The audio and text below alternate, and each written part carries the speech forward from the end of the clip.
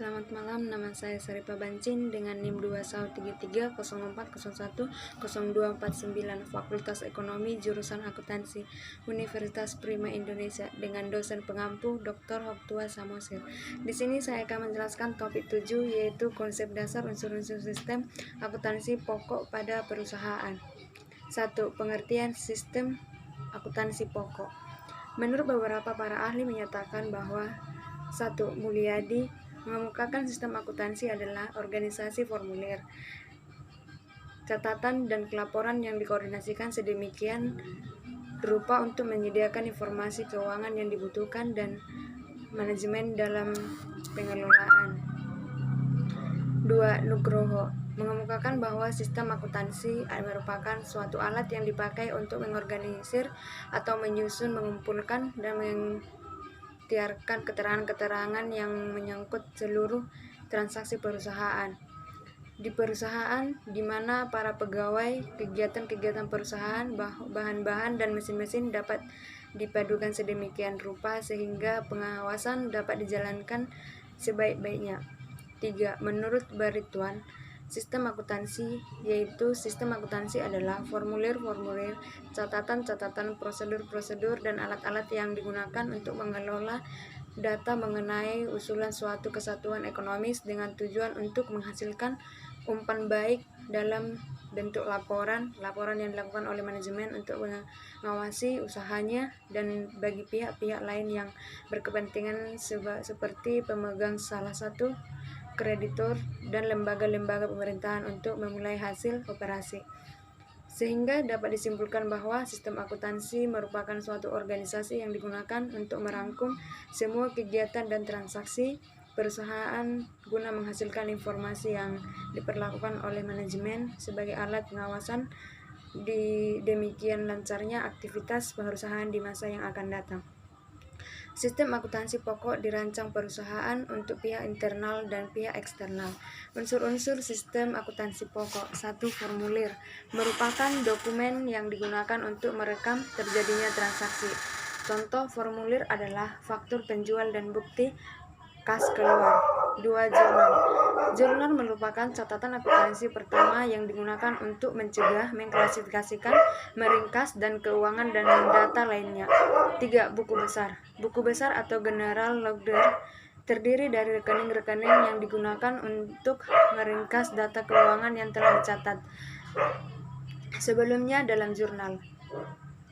4. Buku pembantu. Buku pembantu ini terdiri dari rekening-rekening pembantu yang merinci data keuangan yang tercantum dalam rekening tertentu dalam buku besar.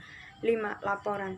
Hasil akhir proses akuntansi adalah laporan keuangan yang dapat berupa neraca, laporan laba rugi, laporan perubahan laba yang ditahan, laporan harga pokok produksi, laporan biaya pemasaran, laporan harga pokok penjualan, daftar umum piutang, daftar utang yang akan dibayar, daftar saldo persediaan yang lambat penjualannya. Laporan berisi informasi yang merupakan keluaran sistem akuntansi. Laporan dapat berbentuk hasil cetak komputer dan tayangan pada layar monitor komputer. 2. Bukti transaksi. Untuk melaksanakan atau menjalankan sistem akuntansi, bukti transaksi merupakan pemicu. Setiap pencatatan dalam catatan akuntansi dimulai dari bukti transaksi atau dokumen.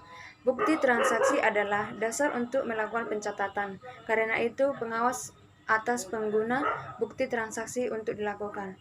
Perencanaan bukti transaksi yang baik harus memperhatikan kebutuhan informasi, rekening buku besar dan buku pembantu serta jurnal. Untuk mendapatkan bukti transaksi yang sesuai dengan kaidah pengendali intern, ada baiknya merancang bukti transaksi dengan memperhatikan prinsip-prinsip penyusunan bukti transaksi. Prinsip-prinsip penyusunan bukti transaksi tersebut adalah 1. Pencantuman identitas bukti transaksi. 2. Pencantuman identitas perusahaan. 3. Rancangan sesuai kebutuhan. 4. Ada tembusan atau kopi. 5. Pencantum unsur internal cek. 6. Pencantuman nomor urut cek. 3. Jurnal. Dalam pencatatan transaksi terutama yang kebanyakan masih manual, buku jurnal memegang peran yang sangat penting karena merupakan catatan akuntansi pertama yang disusun secara kronologis. Buku jurnal memegang peran yang sangat penting karena merupakan catatan akuntansi pertama yang disusun secara kronologis. Buku jurnal terbagi ke dalam jurnal umum dan jurnal khusus. Jurnal khusus yang pada umumnya digunakan antara lain: 1. Jurnal penjualan, 2. Jurnal pembelian, 3. Jurnal penerima kas, 4. Jurnal pengeluaran kas, 5. Jurnal pemakaian bahan. Untuk merancang format jurnal khusus, hal-hal yang berikut ini harus dipertimbangkan. 1. Belajar karakteristik transaksi perusahaan. 3. Pencatatan ayat jurnal standar. 3. Pembuatan format jurnal khusus mengikuti ayat jurnal judulnya. 4. Buku besar dan buku pembantu. Buku besar dan buku pembantu adalah catatan akuntansi kedua dalam siklus pencatatan transaksi. Format buku besar dan buku pembantu dapat dibuat dengan variasi beberapa bentuk berikut ini. 5. Klasifikasi dan kode rekening. Untuk menentukan klasifikasi rekening, pada umumnya metode yang digunakan adalah pendekatan laporan keuangan dengan mengambil skema laporan keuangan. Misalnya, untuk klasifikasi dalam neraca, aktiva. 1. Aktiva lancar, 2. Investasi jangka panjang, 3. Aktiva tetap, 4. Tidak berwujud, 5. Aktiva lain-lain. Hutang dan modal. 1. Hutang lancar, 2. Hutang jangka panjang, 3. Modal. Untuk klasifikasi untuk laporan laba rugi penjualan, biaya usaha. 1. Biaya produksi, 2. Biaya bahan pemasaran, 3. Biaya administrasi dan umum. Pendapatan dan biaya di luar usaha. 1. Pendapatan sewa, 2. Biaya bunga. 6. Kode rekening. Penentuan klasifikasi rekening selalu diikuti dengan pemberian kode rekeningnya. Hal ini bertujuan untuk memudahkan dalam pengklasifikasian, pengidentifikasian, dan pengarsipan. Ada beberapa metode pemberian kode rekening diantaranya: A. Kode dengan angka urut. 1. Kas, 2. Piutang dagang, 3. Persediaan barang dagang, 4. Tanah, 5. Bangunan, 7. Akumulasi penjutaan bangunan, 7. Hutang dagang, 8. Hutang bank jangka panjang, 9. Modal, 10. Free fee, 11. Pendapatan, 12. Biaya gaji, 13. Biaya bahan habis pakai, 14. Biaya penyusutan, 15. Biaya utilitas, 16. Biaya lain-lain. B. Kode angka blok. Metode ini memberikan sejumlah cadangan angka untuk klasifikasi tertentu. Berikut ini disajikan contoh pemberian kode rekening dengan angka blok. 1. 01 sampai 24 aktiva lancar. 2. 25 sampai 33 aktiva tetap.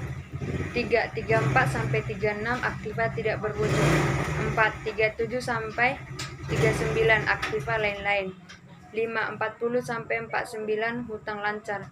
6. 50 sampai 56 hutang jangka panjang. 7. 57 sampai 59 modal. 8. 60 sampai 62 pendapatan. 9. 63 sampai 89 biaya-biaya. C. Kode kombinasi. Metode ini menggunakan kombinasi huruf dan jangka tertentu. Contohnya: 1. AL01, 2. AL242, 3. AT33, 4. HL413, 5. M62. D. Kode kelompok. Metode ini menggolongkan rekening dalam kelompok tertentu.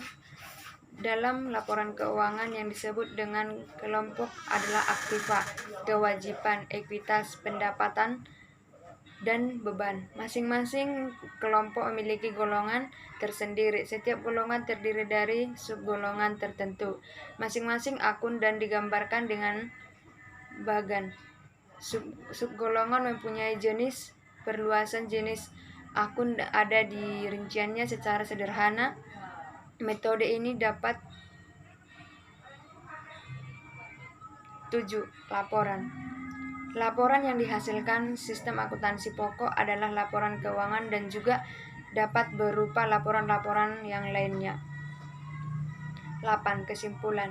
Sistem akuntansi merupakan suatu organisasi yang digunakan untuk merangkum semua kegiatan dan transaksi perusahaan guna menghasilkan informasi yang diperlukan oleh manajemen sebagai alat pengawas dan kelancaran aktivitas perusahaan di masa yang akan datang. Sistem akuntansi pokok dirancang perusahaan untuk pihak internal dan pihak eksternal. Unsur-unsur sistem akuntansi pokok. 1. Formulir. Merupakan dokumen yang digunakan untuk merekam terjadinya transaksi. Contoh, formulir adalah faktur penjualan dan bukti kas keluar. 2. Jurnal. Jurnal merupakan catatan akuntansi pertama yang digunakan untuk mencatat, mengklasifikasikan, meringkas data keuangan dan data lainnya. 3. Buku besar. Buku besar atau general ledger terdiri dari rekening-rekening yang digunakan untuk meringkas data keuangan yang telah dicatat sebelumnya dalam jurnal. 4. Buku pembantu. Buku pembantu ini terdiri dari rekening-rekening pembantu yang merinci data keuangan yang tercantum dalam rekening tertentu dalam buku besar. 5. Laporan. Hasil akhir proses akuntansi adalah laporan keuangan yang dapat berupa neraca, laporan laba rugi, laporan perubahan laba yang ditahan, laporan harga pokok produksi, laporan biaya pemasaran, laporan harga pokok penjualan, daftar umum piutang, daftar utang yang akan dibayar, daftar saldo persediaan yang lambat penjualannya. Laporan berisi informasi yang merupakan keluaran sistem akuntansi. Laporan dapat berbentuk hasil cetak komputer dan tayangan pada laporan monitor komputer. Sekian yang dapat saya sampaikan dalam pembahasan topik 7. Tunggu video selanjutnya.